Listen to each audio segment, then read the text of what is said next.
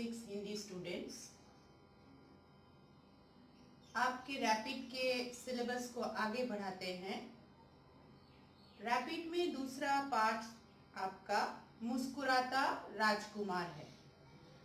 मुस्कुराता राजकुमार अंग्रेजी भाषा के विख्यात साहित्यकार ऑस्कर वाइल्ड की लिखी हुई मशहूर कहानी है। ये कहानी हमें निस्वार्थ होकर, मतलब अनसेल्फिश होकर, दूसरों को जो नीडी हैं, जरूरतमंद हैं, उनकी मदद करने की सीख देती है और सिखाती है कि भगवान भी ऐसे लोगों की तलाश में रहते हैं। कहानी है एक राज्य के राजकुमार की, जो अपने जीवित काल में सबकी मदद करता था और उसकी मृत्यु के बाद उसकी एक प्रतिमा बनाकर राजधानी के बीचों बीच लगाई गई थी, मूर्ति बनाकर। उसकी बहुत ही खूबसूरत सुंदर प्रतिमा थी, सुनहरी प्रतिमा। उसके जो कपड़े थे वो सोने की परतों से बने हुए थे, आंखों में बड़े बड़े हीरे जड़े हुए थे और हाथ में एक रत्न जड़ित, मतलब कीमती पत्थरों से बना हुआ एक तलवार रहता था। जो भी उस मूर्ति को देखता था बहुत ही खुश हो जाता था, क्योंकि राजकुमार की मूर्ति के होठों पर हमेशा एक मुस्कुराहट लगी रहती थी। एक दिन उस राज्य के 2 मंत्री वहां से गुजर रहे थे, तो उन्होंने उस मूर्ति को देखकर कहा कि कितनी खूबसूरत मूर्ति है, ये इस राज्य की शोभा है ये मूर्ति। एक रोता हुआ बच्चा अपनी माँ के साथ बगल से गुजर रहा था, तो उसकी माँ ने भी उस मूर्ति को इशारा करके दिखाया और बोला कि तुम कैसे बच्चे हो, हमेशा रोते रहते हो, तुम्हें भी इस राजकुमार की तरह हमेशा मुस्कुराना चाहिए, ना कि रोते रहना। ऐसा होता है कि एक छोटी सी चिड़िया वो अपने दोस्तों के साथ उड़कर दक्षिण की ओर जा रही थी। मतलब शीतकाल आने वाला था, सर्दी का मौसम आने वाला था, और सर्दी में आपको पता है कि यूरोप में वो पूरा बर्फ हो जाता, उनको स्नोफॉल होता है, तो पूरा बहुत ज्यादा ठंडी होती है। तो वहां से चिड़िया जो है वो माइग्रेट करती हैं, वहां से इधर हमारे देश की तरफ या एशिया के दूसरे देशों की तरफ चली आती हैं, थोड़ी गर्मी के लिए। तो वैसे ही एक चिड़ियों का झुंड वहां से निकला था दक्षिण में आने के लिए, क्योंकि सर्दी का मौसम आने वाला था। तो उन्हीं में से एक छोटी सी चिड़िया अपने संगी साथियों से बिछड़कर थोड़ा आगे निकल गई थी। तो वो अपने दोस्तों के लिए वेट करने के लिए रुकने के एक उस शहर में रुक गई वहां पे, और वो आकर उस राजकुमार के मूर्ति पर बैठी। तभी अचानक से बारिश होना शुरू हो जाता है। तो बारिश में वो भीगने लगती है, तो वो बोलना अपने में ही बोलना शुरू करती है कि ऐसी मूर्ति का क्या फायदा, इतना बड़ा मूर्ति, पर देखो मैंने बारिश से भीगने से बचने के लिए कुछ भी नहीं है, तो इस तरह की मूर्ति का क्या फायदा जो बारिश से भीगने से मुझे बचा ना सके। इससे तो अच्छा किसी घर की चिमनी ही थी कि मैं उसके अंदर में बैठ जाती तो बारिश से नहीं भीगती। तो ये बात सुनकर राजकुमार की जो आंखें हैं वो भर आती हैं, क्योंकि वो हमेशा, जब वो जिंदा था, वो हमेशा सबकी मदद करता था, और अब वो खुद से कोई भी काम नहीं कर सकता था, और ये छोटी सी चिड़िया जो भीग रही थी उसे भी वो नहीं बचा सक रहा था। तो जैसे ही चिड़िया उड़कर दूसरे जगह जाने की कोशिश करने लगी, तो उसने बोला कि मत जाओ, देखो मेरे दोनों पैर के बीच में थोड़ा सा जगह है, तुम वहां पे बैठ जाओ, वहां पे पानी नहीं आएगा। तो तो चिड़िया उसकी बात सुनकर वहां पे बैठ जाती है। फिर राजकुमार जो है वो चिड़िया को अपनी कहानी बताता है कि जब मैं जिंदा था मैं सबकी मदद करता था, पर मैं जो कि मर चुका हूँ तो मैं अब खुद से कुछ भी नहीं कर सकता। तो चिड़िया भी कहती है कि मैं अपने दोस्तों से बिछड़ गई हूँ, इसलिए उनका वेट कर रही हूँ, रुक रही हूँ यहाँ पे, और जब भी वो आएंगे तो मैं उनके साथ फिर चली जाऊंगी। तो राजकुमार कहता है कि नहीं, तुम थोड़ा मेरा मदद कर दो, क्योंकि मैं तो खुद से कुछ नहीं कर सकता। तो चिड़िया बोलती है कि मुझे तो चले जाना है। फिर वो कुछ सोच के कहती है कि ठीक है, क्या काम करना है।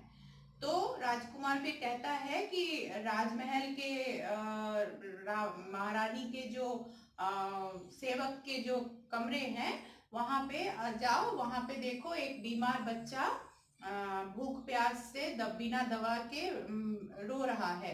तो मेरे आंख से हीरे निकाल कर तुम वहां पे उसकी माँ के पास देकर आओ, उसके कमरे में उसको बेच के उसकी माँ उसकी दवाई का और खाने का बंदोबस्त करेगी। तो चिड़िया वैसा ही करती है, वो उस राजकुमार के आंख से कुछ हीरे निकालकर राजमहल में जाती है और उस बच्चे के कमरे के भीतर हल्के से वो छोड़ के चली आती है। और वो उसकी माँ जो है वो हीरे पाकर बहुत खुश हो जाती है और उनको बेचकर वो अपने बच्चे के लिए दवा और खाने का इंतजाम करने चली जाती है।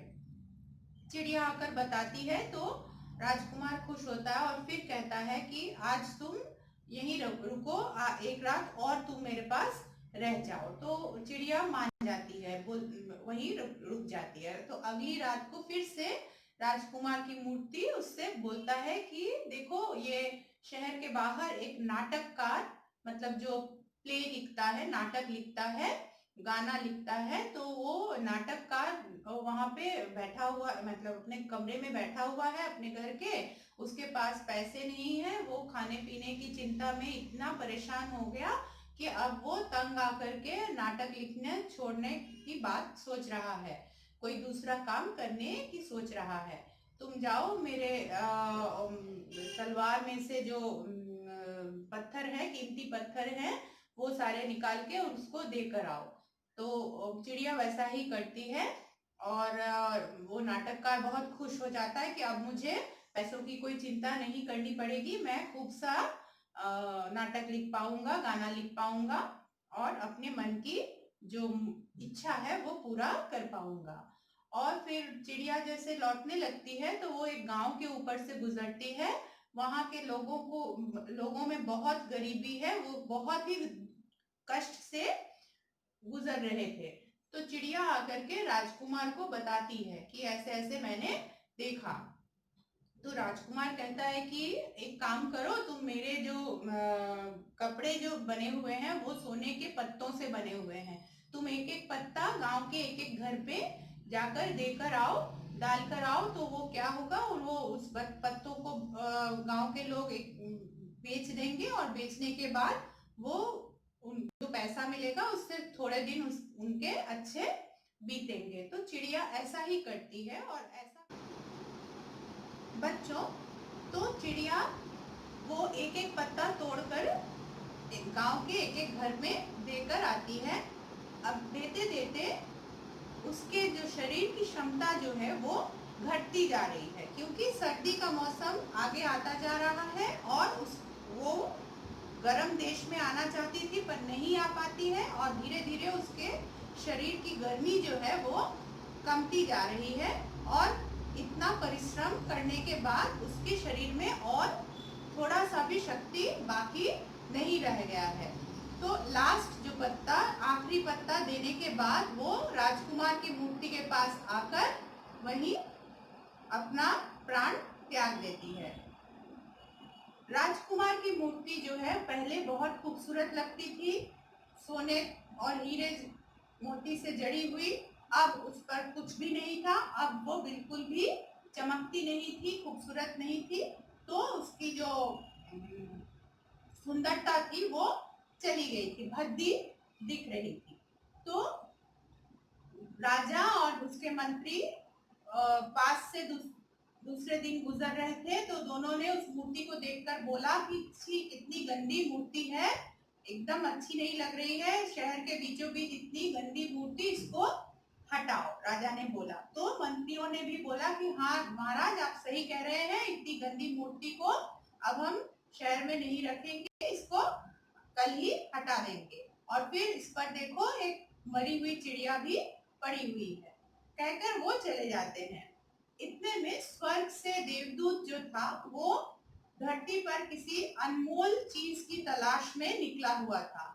तो वो आता है और राजकुमार और चिड़िया को अपने साथ, वो समझ जाता है कि इन्होंने अपनी चिंता किए बिना निस्वार्थ होकर दूसरों की मदद की और यही सबसे बड़ी अनमोल वस्तु है, और उसने दोनों को अपने साथ स्वर्ग में वो लेकर चला जाता है। तो कहने का मतलब ये है कि हमें ये कहानी सिखाती है कि हमें हमेशा दूसरों की मदद करनी चाहिए बिना अपने बारे में, अपने लाभ के बारे में सोचते हुए, और ऐसा करने से ही हमें जो हमारे मन को बहुत सा खुशी आनंद मिलेगा। और अगर भगवान है तो वहां उनके पास भी हमारा उनसे भी हमें उतना ही प्यार मिलेगा। बच्चों अब हम प्रश्न उत्तर लिखेंगे। पहला प्रश्न है, राजकुमार की प्रतिमा कैसी थी?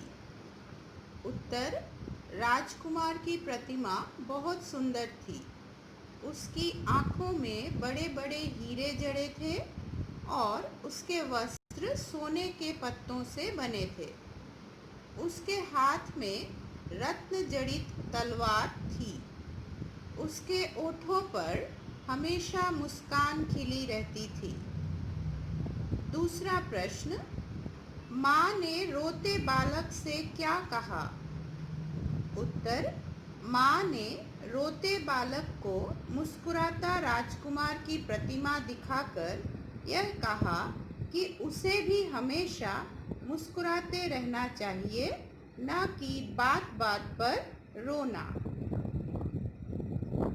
तीसरा प्रश्न, चिड़िया ने प्रतिमा पर बैठकर उसके बारे में क्या कहा?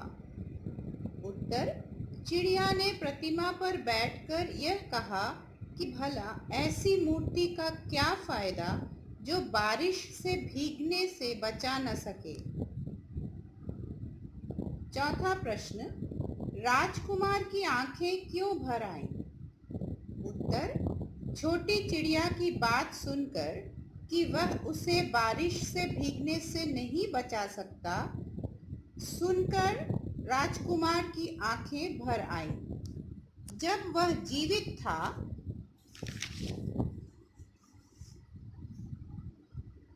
तब वह सबकी मदद करता था, पर अब वह खुद कुछ नहीं कर सकता था। पांचवा प्रश्न आपका होमवर्क रहेगा। चिड़िया ने राजकुमार की मदद कैसे की? यह आपको इसमें कैसे वह बीमार बच्चे के पास हीरे डाल के आती है और नाटककार को और फिर गांव के लोगों को मदद करती है, इसके बारे में लिखना पड़ेगा। छठा और आखिरी प्रश्न, देवदूत राजकुमार और चिड़िया को अपने साथ क्यों ले गया? उत्तर, देवदूत धरती पर अनमोल वस्तु की खोज में निकला था। जब उसे राजकुमार को अपनी सुंदरता की परवाह किए बिना और छोटी चिड़िया को अपनी जान की परवाह किए बिना निस्वार्थ होकर जरूरतमंदों की मदद करते देखा, उन्हें वह स्वर्ग अपने साथ ले गया।